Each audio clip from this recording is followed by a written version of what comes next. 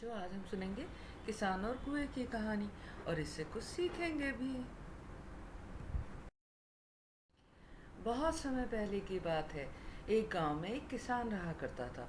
वो बड़े ही परिश्रम से अनाज उगाया करता था और उसे बेचकर अपना गुजारा करता था। एक बार वो अपने खेत के लिए पानी के स्रोत की तलाश कर रहा था।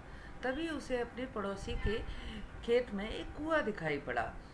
उसने उस पड़ोसी से वो कुआं खरीद लिया। लेकिन वो पड़ोसी बहुत ही चालाक व्यक्ति था। इसलिए अगले दिन जब किसान अपने कुएं से पानी भरने गया तो पड़ोसी ने उसे मना कर दिया। जब किसान ने उसका कारण पूछा तो पड़ोसी ने उत्तर दिया, मैंने तुम्हें कुआं बेचा था, पानी नहीं। और वो वहां से चला गया। व्याकुल होकर किसान न्याय मांगने के लिए सम्राट के पास गया। उसने अपनी पूरी बात सम्राट के सामने रखी। बादशाह ने अपने 9 में से एक सबसे बुद्धिमान मंत्री बीरबल को बुलाया। अब बीरबल ने पड़ोसी से प्रश्न किया, तुम किसान को कुएं से पानी क्यों नहीं लेने देते? आखिर तुमने किसान को कुआं बेच दिया है।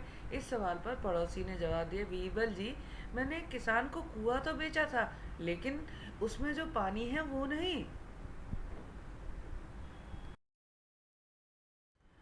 उसे कुएं से पानी निकालने का कोई अधिकार नहीं है।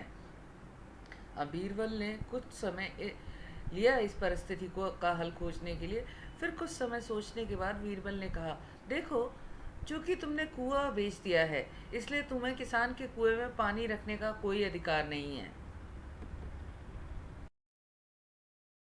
या किसान को किराया दो, या फिर कुएं से अपना पूरा पानी तुरंत हटा लें।